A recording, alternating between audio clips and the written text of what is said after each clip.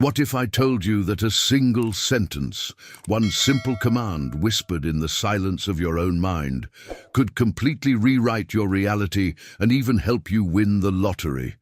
I know it sounds impossible, maybe even absurd, but stay with me until the end of this video, because what you're about to discover has changed the lives of ordinary people just like you, people who stumbled upon what Joseph Murphy called the glitch in the fabric of reality itself. There was a moment in Joseph Murphy's life when he stood at the edge of complete despair. Everything he believed, everything he taught, everything he had devoted his life to understanding seemed to crumble under the weight of harsh reality. The world pressed against him with undeniable force, showing him evidence that contradicted his deepest convictions.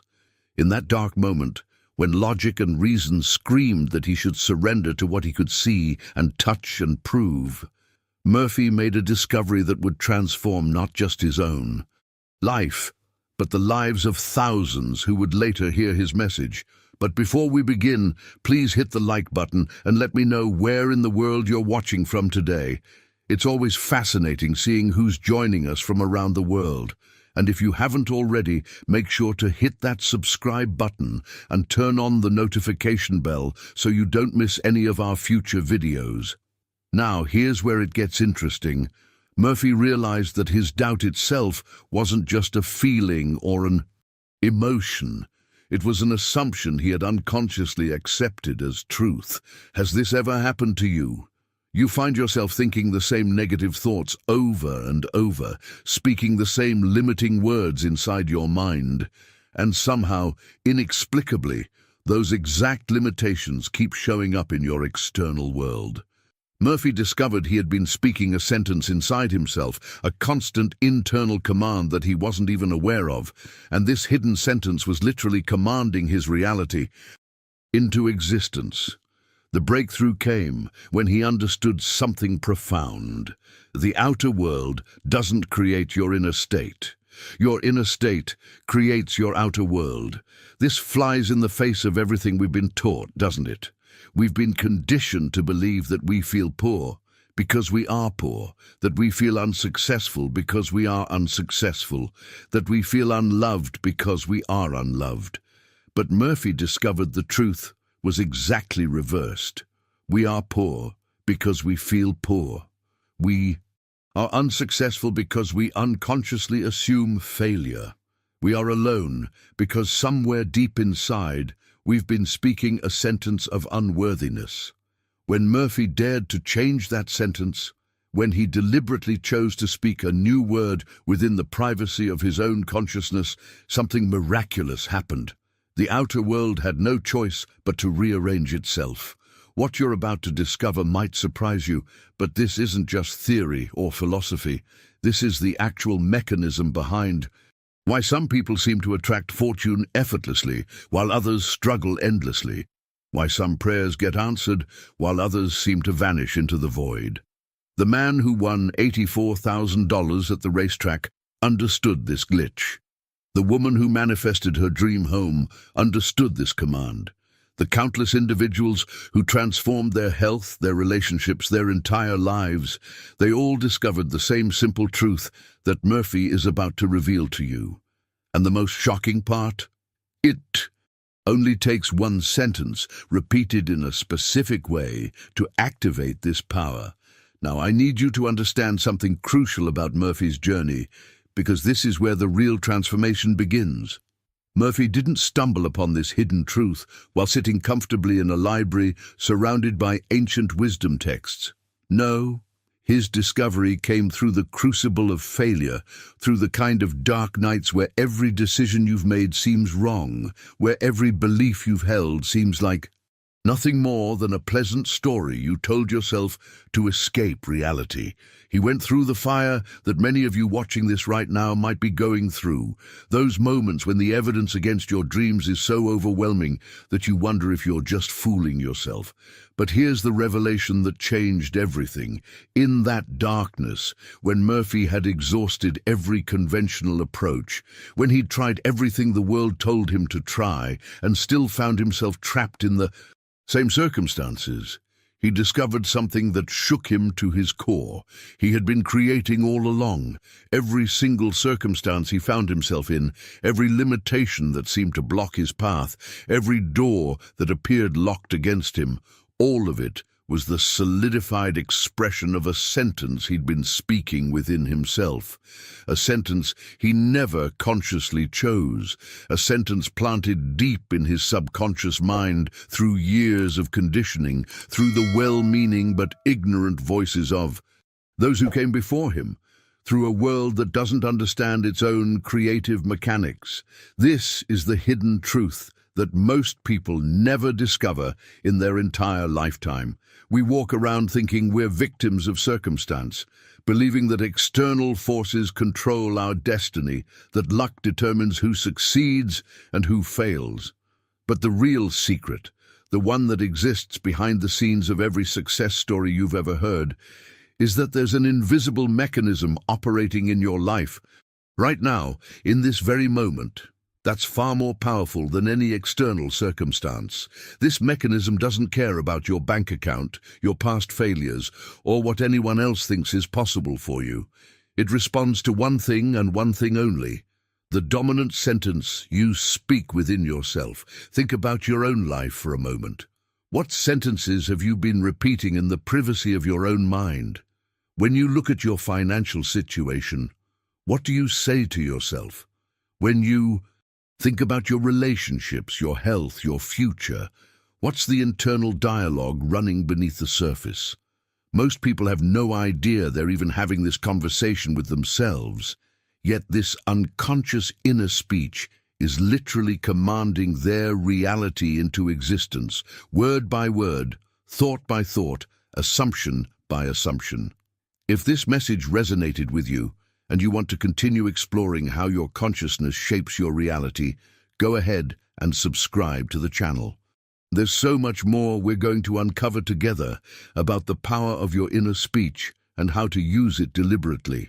Now, I want to go even deeper into this mechanism because understanding how it works is what separates those who accidentally create their limitations from those who deliberately create their freedom. Murphy discovered that this isn't about positive thinking in the way most people understand it. This isn't about plastering fake smiles on your face or pretending everything is fine when it's not. This is about understanding the actual science of creation, the hidden architecture of how consciousness shapes physical reality. Write in the comments, "I'm ready to understand this," if you're truly committed to grasping what comes next. What Murphy discovered wasn't just another technique to add to your collection of self-help methods. This wasn't about learning a new meditation practice or finding the right affirmation formula. This was about uncovering the one principle that underlies every technique, every method, every spiritual practice that has ever worked for anyone. There's an invisible mechanism that's been operating in your life since the moment you were born. And once you truly understand how it works, you'll never again wonder why some of your deepest prayers seem to be answered while others disappear into silence. The most fascinating part of this revelation is its simplicity. Murphy emphasized over and over that this isn't reserved for spiritual masters or those with special gifts. This mechanism doesn't require years of study or exceptional intelligence. In fact, one of the most powerful demonstrations Murphy ever witnessed came from a 9-year-old boy who grasped this truth in a single afternoon and used it to manifest exactly what his heart desired, something his parents had absolutely forbidden, something his grandmother looked him in the eye and swore was completely impossible. Think about that for a moment. A child with no advanced education, no understanding of quantum physics or metaphysics, no knowledge of ancient wisdom traditions, understood this principle so clearly that he was able to override the firm decisions of the adults in his life. He didn't argue with them. He didn't try to convince them or manipulate the situation. He simply applied this one command, this single sentence technique, and within weeks, the impossible became his reality. His parents' minds changed. His grandmother's certainty crumbled. The external world rearranged itself to match the internal assumption of a child who refused to accept limitation. This reveals something profound about the nature of this mechanism. It's not intellectual. It's not complicated.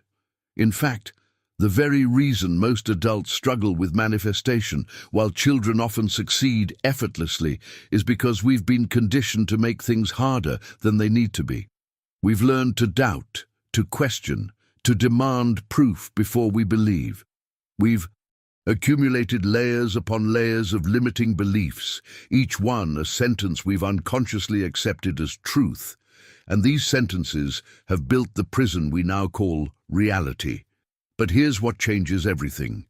The moment you understand that every circumstance in your life is simply the outer expression of an inner sentence, you realize you've never been trapped at all. The walls aren't made of concrete. They're made of words. The doors aren't locked with physical keys. They're locked with assumptions. And just as unconscious sentences created your current reality, conscious sentences can create an entirely new one. The transformation isn't about forcing change in the external world. It's about making a simple decision to speak a different command within yourself, and then watching as the impact ripples outward into every area of your life. Put down, "I see it now," if this is starting to make sense to you. I want you to be honest with yourself for a moment. How many vision boards have you created? How many mornings have you stood in front of the mirror, repeating affirmations that felt hollow, even as the words left your mouth? How many nights have you closed your eyes, trying to visualize the life you want, only to open them again and find the same disappointing reality staring back at you? If you're like most people on this journey, you've tried everything.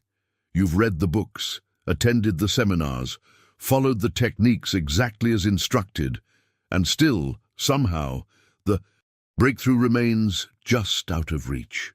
Here's what Murphy wants you to understand, and this might be the most liberating thing you hear today. There is absolutely nothing broken in you. You're not cursed. You're not less deserving than those people who seem to manifest effortlessly. You haven't failed because you lack faith or commitment. The only problem, the single issue that's been standing between you and the life you desire, is that you've been speaking the wrong sentence. That's it. Not the wrong technique. Not the wrong spiritual practice, just the wrong internal command. The world has taught you a fundamentally flawed approach to manifestation. Society conditions us to believe that creation happens through external actions. What you say out loud, what you write in your journal, what pictures you paste on a board and hang on your wall. We've been told that if we just repeat positive statements enough times, declare our desires confidently enough, visualize vividly enough, eventually the universe will comply and deliver what we've requested. But here's the truth that changes everything. The universe doesn't hear your spoken affirmations. It doesn't see your vision boards. It doesn't read your gratitude journal or notice how many times you've declared, "I am wealthy," while standing in front of your bathroom mirror. What the universe responds to, what the creative mechanism within you actually obeys, is something far more subtle and far more powerful. Your inner speech, that constant, unceasing conversation you carry on with yourself in the silence of your own mind. The sentences you speak when no one is listening, when you're alone with your thoughts, when you drift into sleep at night. This is the true language of creation, and most people live their entire lives completely unaware that they're even speaking it. Think about what happens after you finish your morning affirmations. You say, "I am abundant," 10 times. Then you check your bank account and immediately think, "But I'm still broke." You declare, "I am loved," with conviction. Then you scroll through social media and whisper to yourself, "Why does everyone else have someone except me?" The outer declaration might sound empowering, but it's the inner sentence that's doing the actual creating. Right inner speech creates, if you're beginning to grasp the magnitude of this shift in understanding. This inner speech we're talking about isn't something that happens occasionally. It's not a conversation you have with yourself once in a while when you're contemplating a big decision. This is constant. It's unceasing. From the moment you wake up until the moment you drift into sleep, and even in your dreams, there's a silent murmur running beneath the surface of your conscious awareness. It's the sentence you speak when you're stuck in traffic, when you're waiting in line, when you're scrolling through your phone. It's the narrative that plays on repeat in the background of your mind, so familiar that you've stopped noticing it's even there. But here's what most people never realize. This background conversation, this seemingly insignificant internal chatter, is literally constructing your tomorrow. Every single word you speak to yourself in the privacy of your own consciousness is a seed being planted in the fertile soil of your subconscious mind. And just like any seed, what you plant today determines what you harvest in the future. Your inner conversations right now, in this very moment, are making tomorrow's facts, not tomorrow's possibilities, not tomorrow's maybes, tomorrow's actual concrete, undeniable facts. What you say to yourself about yourself becomes who you are. What you say about your circumstances becomes what your circumstances are. What you say about the possibilities available to you becomes the only possibilities you can see. When you look at your financial situation and internally comment, "I'm always struggling with money," you're not just observing a fact. You're planting a seed that will grow into more struggle. When you look at yourself in the mirror and think, "I'm not attractive enough," you're not being realistic. You're issuing a command to your creative subconscious that will manifest as continued feelings of inadequacy and missed romantic opportunities. The real revelation here is understanding that these inner declarations, these seemingly harmless thoughts, are the actual building blocks of your reality, your life. Right now is nothing more than the harvest of seeds you've been unconsciously planting through your internal dialogue. Every limitation you're experiencing, every frustration, every closed door, all of it grew from a sentence you spoke within yourself at some point in your past. And here's the part that changes everything. If your current reality was created by unconscious sentences, then your future reality can be created by conscious ones. This is where the transformation begins, in that moment when you shift from being an unconscious creator to a deliberate one, when you start paying attention to the constant stream of internal speech and realize you have complete authority over what gets planted in your subconscious garden. Leave "I choose my sentences" if you're ready to take conscious control of this creative power that's been operating on autopilot your entire life. This is exactly why so many people who genuinely want to change their lives, who are committed and sincere in their efforts, still find themselves stuck in the same patterns year after year. They're working on the surface while completely ignoring the depths. They're tending to the leaves while the roots remain untouched. You can spend hours crafting the perfect affirmation. You can create the most beautiful vision board. You can declare your desires with impressive conviction. But if the sentence running beneath all of that, the one you're not consciously aware of, contradicts what you're trying to create, then the inner sentence will win every single time. Think about it this way. You stand in front of your mirror every morning and declare, "I am financially abundant," but the moment you sit down to pay your bills, your inner voice whispers, "I'll never get ahead." You post inspirational quotes about self-love on social media, but when you're alone at night, your internal dialogue murmurs, "I'm not good enough." You visualize your dream relationship, but your hidden inner speech constantly reminds you of past rejections and reinforces the belief that you're unworthy of genuine love. This contradiction, this gap between what you're trying to create on the surface and what you're actually creating in the depths, is the reason manifestation feels like pushing a boulder uphill. Now let me tell you about a man who understood this principle so clearly that he completely transformed his financial reality in a way that most would call impossible. This man won $84,000 at the racetrack, but before you dismiss this as luck, before you think he just happened to be in the right place at the right time, you need to understand what really happened behind the scenes of this seemingly miraculous event. This man didn't win because he was lucky. He didn't win because he had insider information or some special gambling strategy. He won because he made a deliberate decision to change his inner speech. For 21 consecutive nights, this man did something radically different from what most people do when they want to manifest money. He didn't hope to win. He didn't wish for it or pray for it in the traditional sense.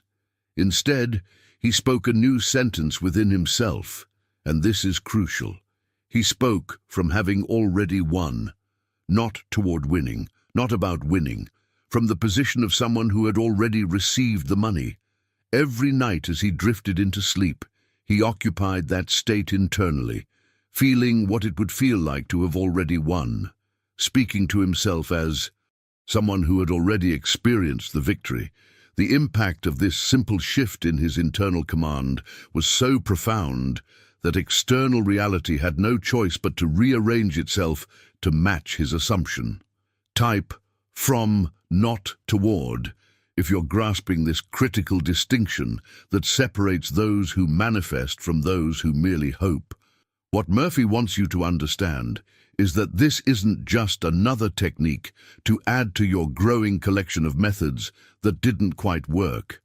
This isn't another book to read, another seminar to attend, another spiritual practice to master. What he's offering you is something far more fundamental. It's the one key that opens every single lock. Once you truly grasp this understanding, once it penetrates beyond your intellectual mind and settles into the core of your being, everything transforms. Not because you've learned a new trick, but because you've awakened to the nature of the creative power that's been operating within you since the day you were born. Here's the revelation that most people never hear, and even when they do hear it, they struggle to accept, because it's so radically different from everything we've been taught. Beneath all the labels society has given you, beneath all the conditioning and programming you've accumulated over the years, beneath the stories you tell yourself about who you are and what you're capable of, beneath all of that, you are not what you think you are. You're not primarily a physical body that happens to have an imagination. You're not a mind that uses imagination as a tool. You are imagination itself, clothed in flesh, walking through a world that is itself the product of imagination. If something inside you recognized the truth in what we discussed today, I'd really appreciate it if you'd hit that like button. It helps this message reach other people who are ready to hear it, people who are searching for real answers about their creative power. Let that sink in for a moment. Every single thing you see around you, every circumstance you're experiencing, every limitation you believe is solid and unchangeable, it all began as imagination. The chair you're sitting on was once imagined by someone. The device you're watching this on was imagined before it was built. The house you live in, the car you drive, the relationships you have, everything started as an invisible thought, an imagined possibility that eventually took form in the physical world. And you, right now, are doing the same thing. You're constantly imagining, constantly creating through the sentences you speak within yourself, constantly bringing invisible thoughts into visible form. The transformation happens when you realize that you're not separate from this creative process. You're not standing outside of creation, hoping it will favor you. You are the creator. The power that brought entire worlds into being is the same power operating through your consciousness right now. When you speak within yourself, when you assume a state and feel it to be real, you're using the exact same mechanism that creates galaxies and orchestrates the movement of planets. This isn't metaphorical language or poetic exaggeration. This is the literal truth of your existence, and once you see it, you can never unsee it. Comment, I am imagination. If this truth is beginning to awaken something deep within you that you've always known but never had words for. Murphy discovered something that ancient wisdom, traditions have been trying to communicate for thousands of years, but most people either misunderstand or reject because it seems too radical, too controversial. The Bible, which so many read literally without grasping the deeper symbolism behind the words, calls this creative imagination by many names throughout its passages. Sometimes it's called Christ. Sometimes it's referred to as the Word. Sometimes it's described as the creative power that spoke everything into existence. But what Murphy understood, what he experienced directly through his own transformation, is that your imagination is not separate from what religion calls God. Your imagination is God, and God is your imagination operating through you in this very moment. This isn't metaphor. This isn't some flowery spiritual language meant to inspire you. This is the literal, actual truth of your existence. And the reason most people struggle to accept it is because we've been conditioned to believe that God is something external, something distant and separate from us, watching from far away and occasionally intervening when properly petitioned. But that conception, however comforting it might be, is the very illusion that keeps you trapped in limitation. The divine creative power isn't somewhere else. It's the consciousness reading these words right now, the awareness that says, I am, when you think about yourself. Here's where this gets incredibly practical and immediately applicable to your life. Every single time you say, I am, and follow it with any condition, any description, any state of being, you are speaking the sacred name of creative power and commanding that condition into your experience. This isn't a belief system you need to adopt. This is a mechanism that's already been operating your entire life, whether you were aware of it or not. When you say, I am poor, you're not just describing your current financial situation. You're crystallizing poverty around you, commanding your subconscious to create more circumstances that confirm that identity. When you say, I am sick, you're not acknowledging a temporary condition. You're issuing a creative decree that hardens illness into your experience. But the revelation works both ways, and this is where your journey toward deliberate creation truly begins. When you consciously, intentionally say, I am wealthy, and feel that state as real, you initiate a flow of abundance that begins moving through your life in ways your logical mind could never orchestrate. When you declare, I am healthy, from a place of genuine assumption rather than desperate hope, you activate healing mechanisms within your body that medical science is only beginning to understand. The transformation isn't in the words themselves. Words are just symbols. The transformation is in understanding that the I am speaking within you is the same creative force that brought worlds into being, and it will create according to whatever condition you attach to it. Right? I am aware, if you're beginning to see how this changes everything about how you've been living. This is the glitch Murphy spoke about, and the reason he called it a glitch is because it completely contradicts everything our society believes about how reality works. We've been taught from birth that circumstances create consciousness, that you feel poor because you are poor, that you feel unsuccessful because the world hasn't given you opportunities, that you feel unloved because nobody has chosen to love you. This is the fundamental assumption that governs most people's entire lives, the belief that external conditions determine internal states, that your feelings are reactions to what's happening around you rather than the cause of what's happening around you. But Murphy discovered that the truth is exactly, perfectly reversed. Consciousness creates circumstances. You are not poor because of your bank account. You have that bank account because you feel poor. You don't feel sick. Because of what's happening in your body. What's happening in your body is manifesting because you've been occupying the state of sickness in your consciousness. You're not lonely because nobody wants you. Nobody is showing up in your life because you've been dwelling in the feeling of unworthiness and isolation. This revelation turns everything upside down, and once you really see it, you can never look at your life the same way again. The implications of this are staggering. It means that every single circumstance you're experiencing right now, whether you like it or not, is there because at some point you assumed it, you felt it, you spoke it into being through your inner dialogue. But here's where it gets exciting. If consciousness creates circumstances, then changing your consciousness must change your circumstances. It's not optional. It's not a maybe. It's a law as reliable as gravity.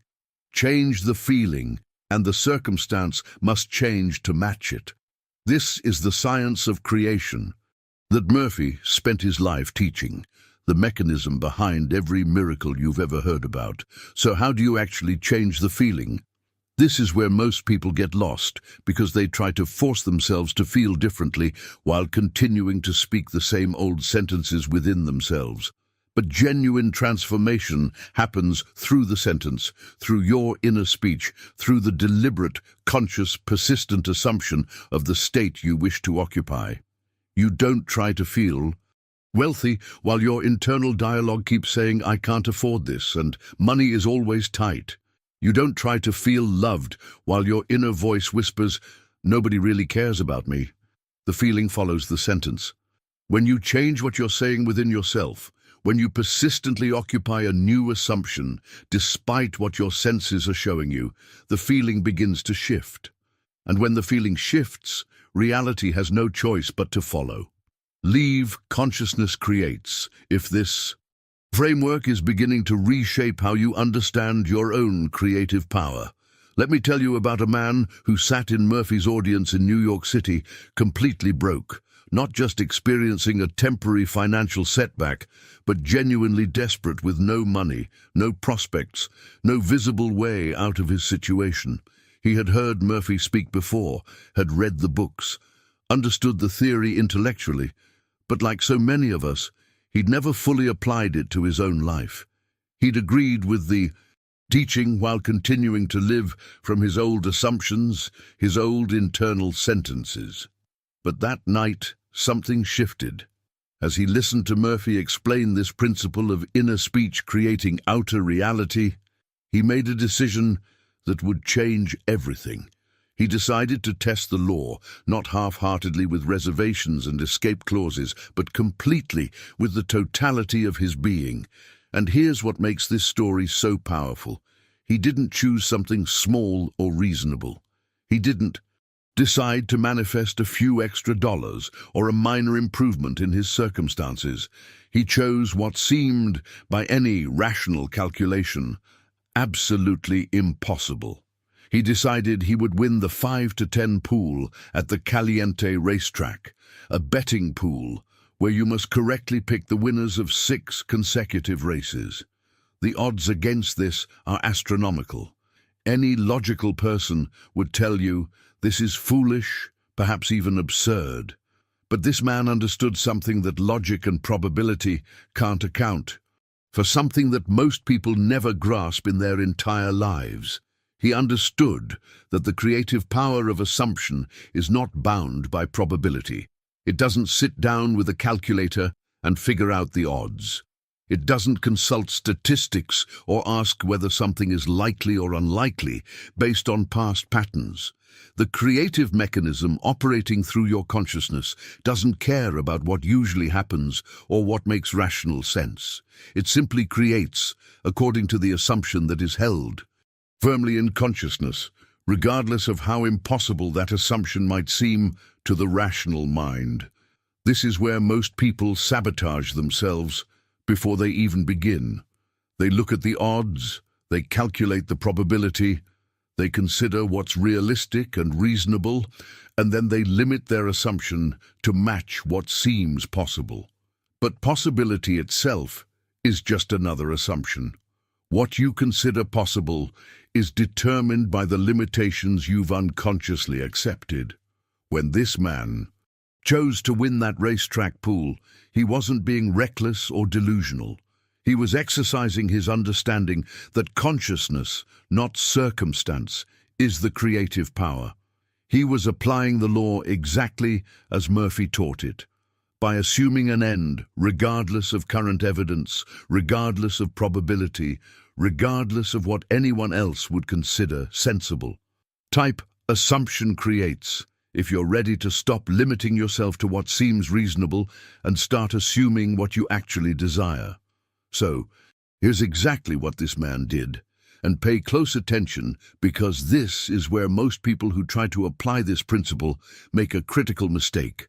Every night for 21 consecutive nights, as he lay in his bed preparing for sleep, he engaged in what Murphy called the imaginal act. He imagined himself standing at the racetrack, sorting through tickets in his hands, winning tickets. He made this scene as vivid and real as possible. He felt the texture of the paper between his fingers. He heard the sound of the tickets shuffling. He experienced what he described as goose pimples, that physical sensation that comes when imagination becomes so vivid, so real, that your body responds as if you're actually living the experience in that moment. But here's the crucial element that separates those who manifest from those who merely fantasize. He didn't imagine himself winning. He didn't visualize the moment of victory, hoping it would come true someday in the future. He imagined having already won. This distinction might seem subtle, but it's absolutely everything. When you imagine yourself winning something, you're acknowledging that you don't have it yet, that it's still in the future, still uncertain. You're creating from a state of lack, of wanting, of hoping. But when you imagine having already won, you're occupying an entirely different state of consciousness. You're living in your imagination as someone who has already received what they desired. Night after night, this man inhabited that state. He saw himself standing before a cashier who was handing him a large sum of money. He felt the weight and texture of cash tucked beneath his shirt for safekeeping. He experienced the emotions of someone who had already crossed the finish line, who was looking back on their victory, not forward to a hope. He wasn't wishing for this to happen. He wasn't praying that maybe, if everything aligned perfectly, he might get lucky. He was living in his imagination as one who had already won. And this internal living, this assumption held faithfully night after night, was the only work he did. This is the transformation that changes everything. Understanding that your imagination isn't a tool for fantasizing about what you don't have. It's the actual creative workshop where you build your future by living in it now, internally, with such conviction that your subconscious accepts it as already accomplished. The outer world then becomes the screen upon which this inner reality projects itself. Your circumstances must conform to your sustained internal assumption, because that's how the mechanism of creation works. It's not magic, it's law. Comment: living from the end. If you're starting to grasp why this approach is fundamentally different from everything else you've tried. On the 22nd day, something remarkable happened. The man felt an undeniable compulsion to visit the Caliente racetrack. This wasn't a logical decision or a planned trip. It was a pull, an inner knowing that he needed to be there. And when he arrived, Every single detail of the scene he had been living in his imagination for 21 consecutive nights unfolded in physical reality with stunning precision. He selected the winners of 6 consecutive races. He stood before that cashier exactly as he had imagined. He received his winnings, and the amount on that check was $84,000. Now, this is where most people who hear this story completely miss the point. They think this was luck. They think he just happened to get fortunate, that the universe randomly decided to bless him that particular day.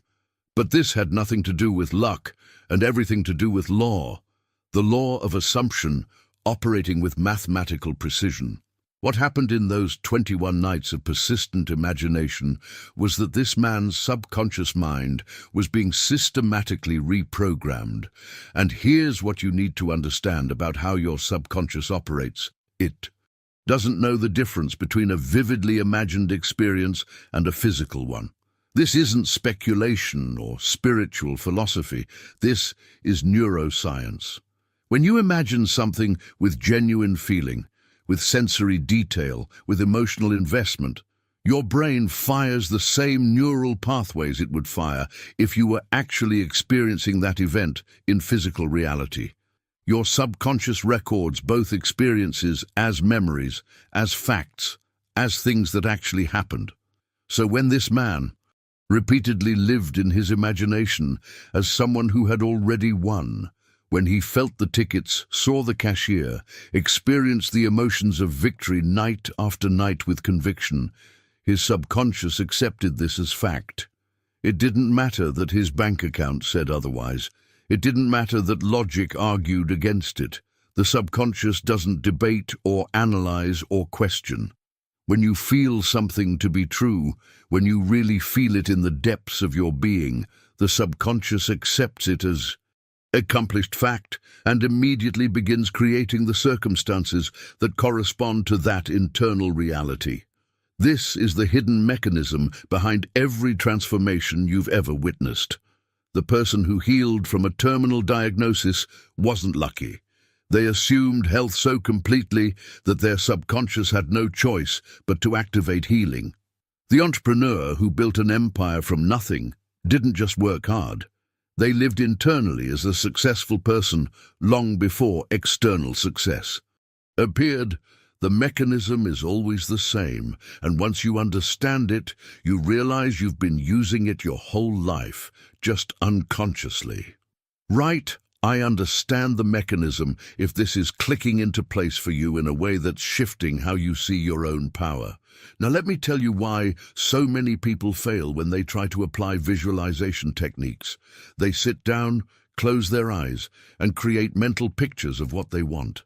They see themselves in the new house, driving the new car, living the desired life. But nothing happens. Days pass, weeks pass, months pass, and their circumstances remain exactly the same. The reason is simple.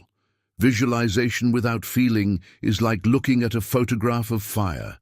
It may look like fire, it may have all the visual characteristics of fire, but it produces no heat. It's just an image, flat and powerless.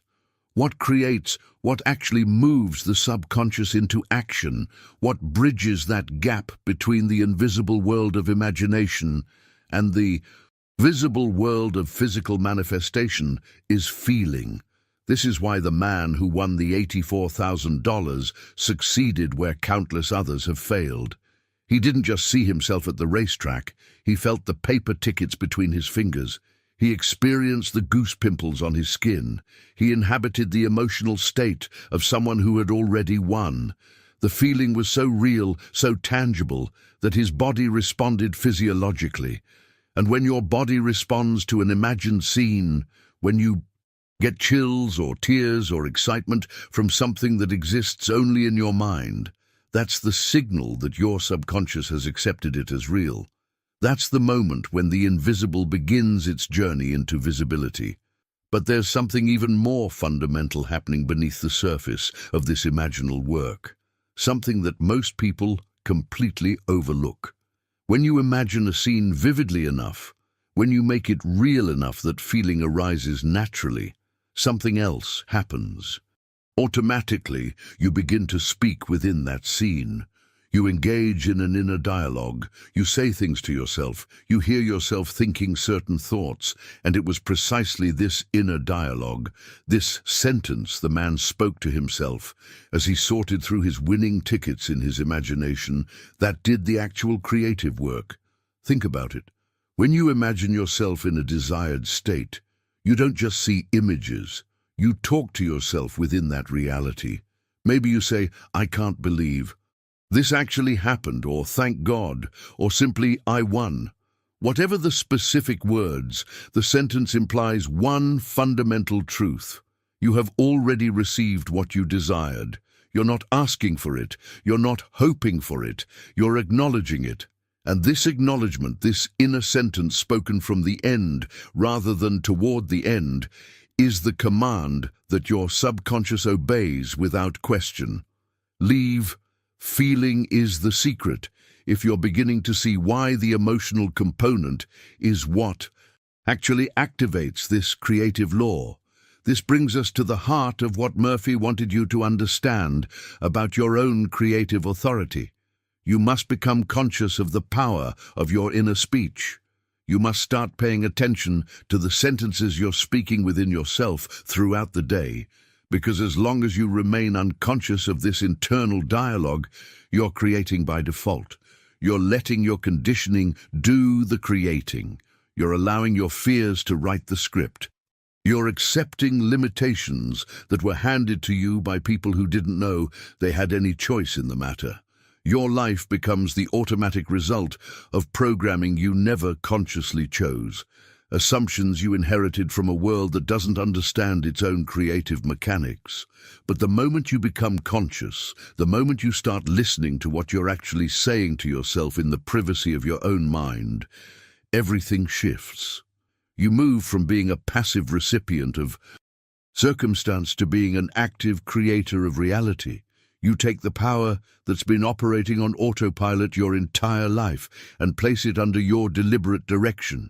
This is the transformation that separates those who seem to attract fortune effortlessly from those who struggle endlessly. One group is conscious of their assumptions, the other is not. Following the lecture where Murphy shared this story of the man who won $84,000, another man approached him with a simple question. Can I duplicate this? Can I do what he did? And Murphy's answer is crucial because it reveals something essential about how this law works. He told the man that yes, absolutely, he could duplicate the success, but he needed to understand something first. He couldn't just copy the first man's imaginal scene. He couldn't simply imagine himself at the racetrack sorting through tickets because that scene belonged to someone else. The imaginal act must be natural to yourself. It must arise from your own desire, your own way of thinking, your own personality.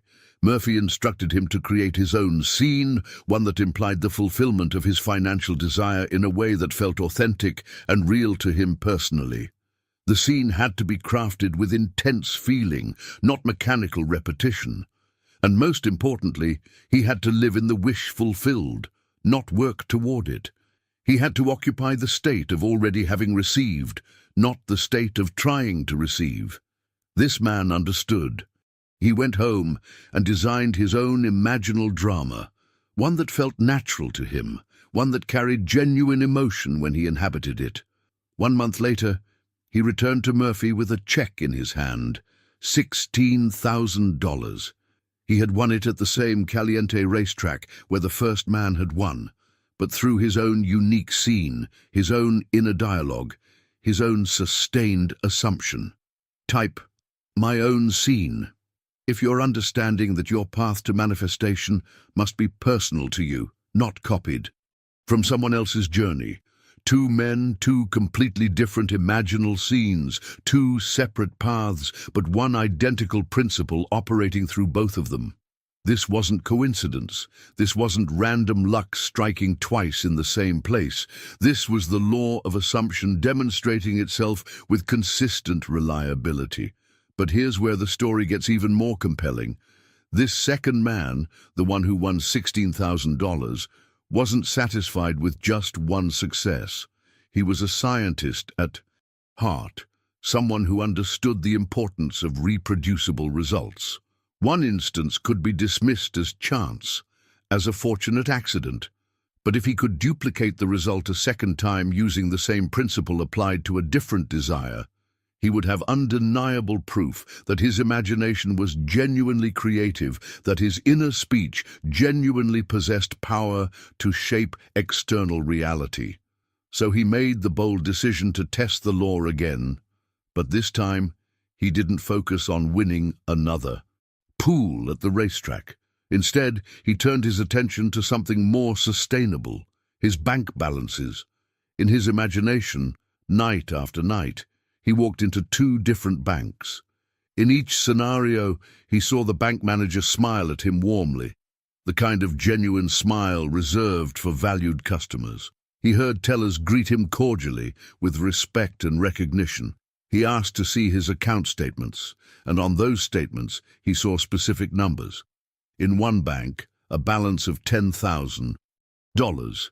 In the other, $15,000. He persisted in this imaginal act with the same commitment he'd given to the racetrack visualization, falling asleep each night in the feeling of being a man with substantial financial security. Within weeks, not months or years, but weeks, the external facts conformed to his internal assumption. Both balances appeared in his actual bank accounts, not through winning another betting pool, but through an entirely different set of circumstances that his conscious mind could never have predicted or orchestrated. This reveals something crucial about how this law operates. The law doesn't dictate how your desire will be fulfilled. It doesn't tell you the specific path or method.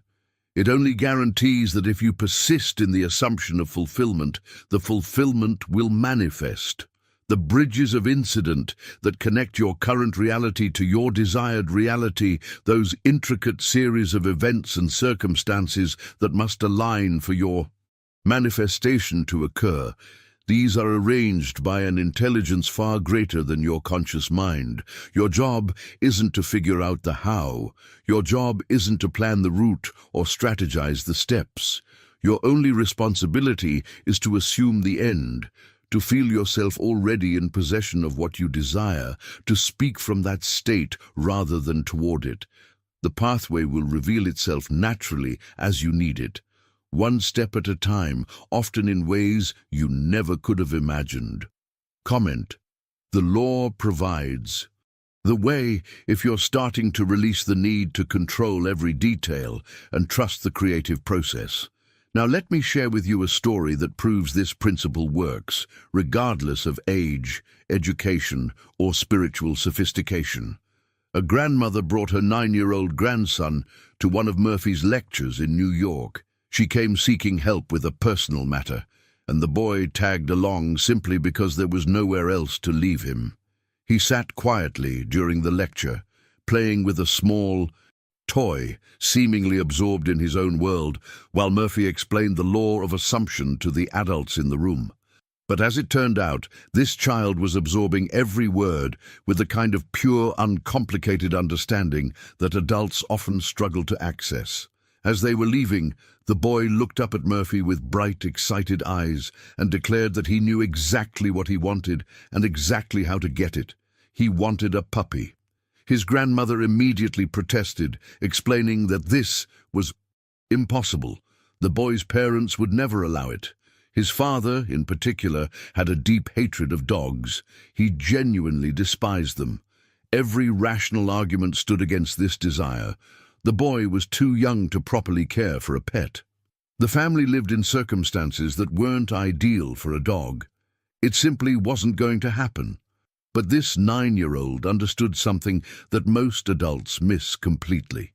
He had heard the principle, grasped it in its pure form without the complications and doubts that educated minds tend to add, and he intended to apply it.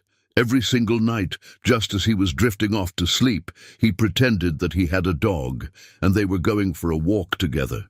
He didn't argue with his parents. He didn't plead or manipulate. He didn't create elaborate plans to convince his father. He simply lived in his imagination as a boy who already had a puppy, feeling the joy of that reality night after night. 6 weeks later, something extraordinary happened. The boy's father, the man who had sworn he would never allow a dog in his home, the man who openly hated dogs, arrived home one day with a puppy for his son. He couldn't explain his own actions. He couldn't give a rational reason for the complete reversal of his firmly held position. He simply felt compelled, moved by something he couldn't name or understand, to buy that dog. This is the revelation that changes everything about how you approach manifestation.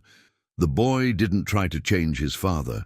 He didn't work on the external circumstances at all. He didn't focus his energy on convincing or persuading or somehow forcing the situation to bend to his will. He simply changed himself.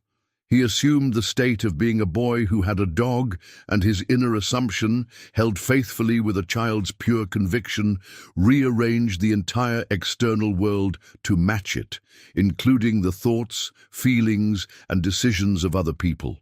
Right, I change myself. If you're seeing how this completely transforms your approach to manifesting what you desire. This brings us to one of the most profound revelations in all of Scripture, though most people read right past it without grasping its true meaning. The Bible says, "In the beginning was the Word, and the Word was with God, and the Word was God. All things were made by it, and without it was not anything made that was made." Most people read this and think of some cosmic utterance spoken at the dawn of creation, some divine command that brought the universe into existence billions of years ago. But Murphy understood that this word isn't past tense. This isn't describing something that happened long ago and ended. This word is speaking now, in this very moment, in you. The word that created all things is your inner speech. It's the constant conversation you're having with yourself right this second as you watch this video. It's creating your world now, not someday, not eventually, but in this instant. Every sentence you speak within yourself is a creative command going out into the invisible realm where all creation begins. What are you saying to yourself right now? Are you saying, "This is interesting, but it probably won't work for me"? Are you saying, "I hope this is true"? Are you saying, "I've tried everything and nothing changes"? Whatever you're saying, that inner speech is doing its creative work, planting seeds that will blossom into tomorrow's circumstances.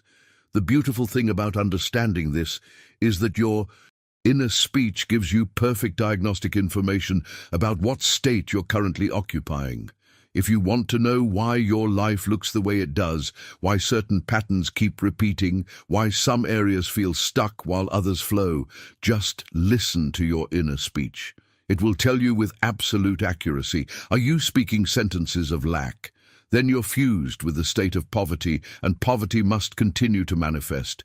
Are you speaking sentences of loneliness, of unworthiness, of limitation? Then you're fused with those states, and they will continue to create corresponding circumstances in your physical reality. But here's where the power lies, where the transformation becomes possible. You can change the state by changing the speech. You're not trapped in your current reality. You're not imprisoned by past decisions or circumstances. The same mechanism that created your current limitations can create your future freedom. When you consciously, deliberately change what you're saying within yourself, when you persistently occupy a new internal dialogue, despite what your senses show you, you literally migrate from one state to another. And when you move to a new state in consciousness, the physical world must eventually reflect that movement. Leave, speech creates state. If this is revealing to you why changing your circumstances begins with changing your internal conversation, not fighting external conditions. Scripture gives us a direct command that most people read without truly understanding its revolutionary implication. It tells us to stop all of the old mechanical negative inner talking and start a new positive and constructive inner speech from premises of fulfilled desire. Look at that phrase carefully, from premises of fulfilled desire, not toward your desire, not about your desire, not hoping for your desire, from the premise that your desire is already fulfilled. This is the shift that changes everything, the difference between those who manifest and those who perpetually chase. Most people speak from their current circumstances. They look at what is and let that dictate their internal dialogue. They see the empty bank account and say, I need money. They feel the loneliness and say, I want love. They experience the health challenge and say, I hope I get better. Every single one of these sentences, however natural they feel, is speaking from lack toward fulfillment. And when you speak from lack, you remain in lack, because your inner speech is affirming the very state you're trying to escape. But when you shift to speaking from the premise of fulfilled desire, everything transforms. Instead of, I need money, the sentence becomes, I have more than I could ever need. Instead of, I want love, it becomes, isn't it wonderful how deeply we love each other?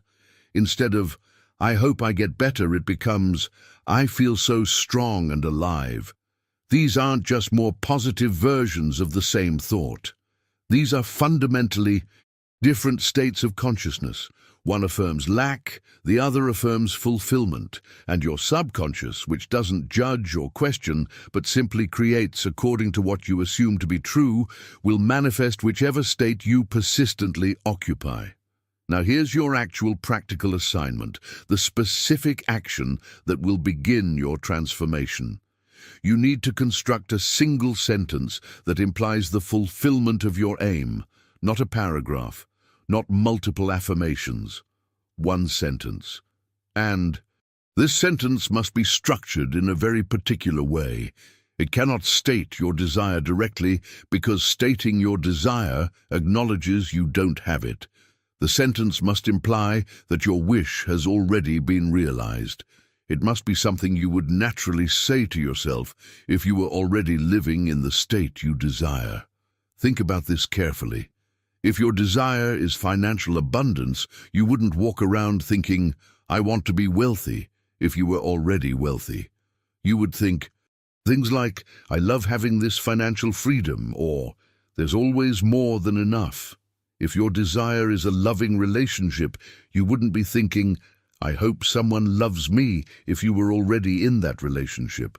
You would think, I'm so grateful for this connection, or it's amazing how well we understand each other. The sentence has to come from the end, from the state of already possessing what you desire. Type, I speak from the end, if you're grasping why this distinction is absolutely critical to making this law work in your life. This distinction between implying and stating might seem subtle at first, but it's absolutely everything. When you state your desire directly, when you say, I want to be wealthy, or I wish I had a better job, or I hope someone will love me, you're doing something very specific. You're acknowledging that you don't currently have what you desire. You're reinforcing the gap between where you are and where you want to be. You're speaking from the state of lack, from the position of not having, and that's the state your subconscious will continue to create for you. It doesn't matter how many times you repeat the statement. If the underlying assumption is, I don't have this yet, then not having it yet becomes your reality. But when you imply fulfillment, when your sentence could only be spoken by someone who already possesses what they desire, you're operating from an entirely different state of consciousness. You're not reaching for something outside yourself. You're dwelling in the state of already having it. And this is the secret that the man who won $84,000 understood, that the 9-year-old boy with the puppy understood, that every person who has successfully manifested their desires has understood.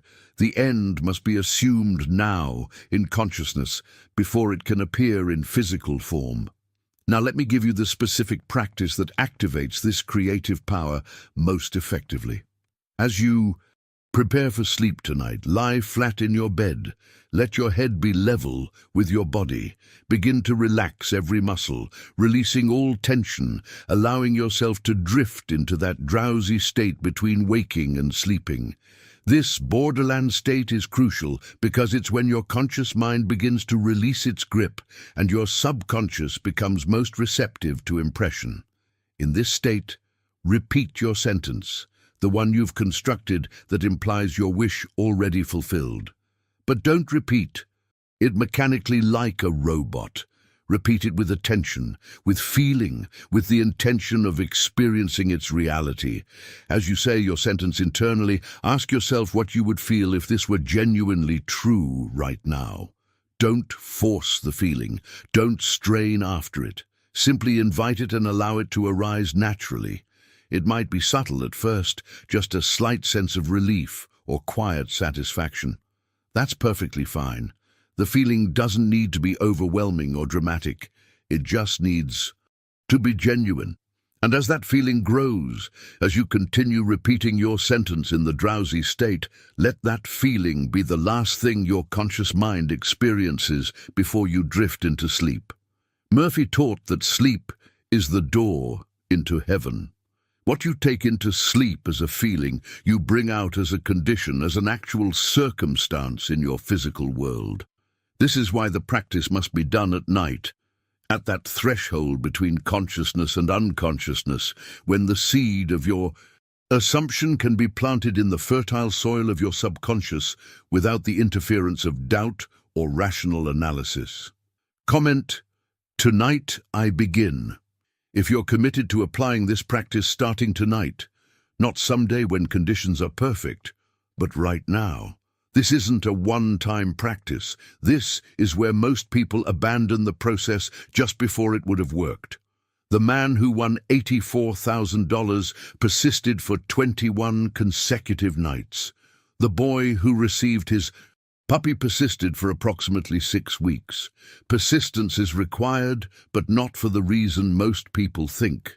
It's not because the law is slow or because the universe needs time to arrange things. Persistence is necessary because you must become convinced. You must saturate yourself with the feeling of your wish fulfilled until that feeling becomes more real to you than your present circumstances. Think of it this way. Right now, your current reality feels real because you've been assuming it, feeling it, speaking it within yourself for years. It's familiar, it's solid. It has the weight of habitual assumption behind it. When you begin to assume something new, something your senses aren't yet confirming, it feels flimsy at first. It feels like pretending. But as you persist night after night, falling asleep in the new assumption, speaking the new sentence, feeling the new state, something begins to shift. The new assumption starts to feel more natural. The old state starts to lose its grip. You're literally rewiring your consciousness, and that rewiring requires repetition until the new pattern becomes automatic. Murphy said, "You must wear the assumption like a garment until it becomes your skin. At first, it's something you put on deliberately, something you consciously choose. But with persistence, it stops being something you wear and becomes what you are. The assumption becomes your natural state, your default mode of consciousness. And when that happens, when the new assumption feels as real as the old one once did, manifestation becomes inevitable. Your outer world simply cannot remain out of alignment with your inner conviction. Now, I want you to understand something that will change how you see yourself and your relationship to reality. You are not a victim of circumstances. You never have been, even though it may have felt that way. You are not at the mercy of other people's decisions, the economy, your past, your genetics, or any other external factor. You are the operant power in your life. You are the creative force. The same power that brought galaxies into existence operates through your consciousness, and your inner speech is the instrument through which that power creates your personal reality. Every circumstance you see around you right now is the crystallized form of a sentence you've been speaking within yourself. the job you have, the money in your account, the relationships in your life, the health of your body. All of it is your inner speech made visible. And if inner speech created your current reality, then new inner speech can create a new reality. Tonight, when you lie down to sleep, you have the opportunity to plant a new seed, to speak a new command, to assume a new state. And if you persist in that assumption with the same faith that 9-year-old boy had, with the same commitment that man who won the racetrack pool had, your world will rearrange itself to match your new internal reality. Right, I am the power. If you're ready to step into this truth and take full responsibility for consciously creating your life from this moment forward. So here we are at the end of this journey together. And if you've stayed with me all the way through, that tells me something important about you. You're not just casually browsing for entertainment, you're genuinely searching for the truth about how reality works, and you're willing to hear things that challenge everything you've been taught. That kind of openness is rare, and it's exactly what allows this law to work in your life. If this message resonated with you, if something inside you recognized the truth in what Murphy discovered, I'd really appreciate it if you'd hit that like button. It helps me understand what's actually serving you, what content is genuinely making a difference in your journey. And honestly, it helps this message reach other people who are ready to hear it, people who are tired of struggling and ready to understand their own creative power. I create videos like this regularly because I believe this knowledge shouldn't be hidden or complicated. It should be accessible, clear, and practical for anyone willing to apply it. So if you want to continue exploring how your consciousness shapes your reality, how your inner speech creates your outer world, go ahead and subscribe to the channel. There's so much more we're going to uncover together, and leave a comment saying, "This message was meant for me," if you feel like you were supposed to find this video today, if the timing feels almost perfect. I read the comments, and I love seeing who this work is touching, who's ready to step into their power as a conscious creator. Before you go, there's another video right here that takes this even deeper into practical application. It's going to show you exactly how to handle the doubt that comes up, how to deal with the gap between assumption and manifestation. Click on it and continue with me over there. Your transformation is just beginning.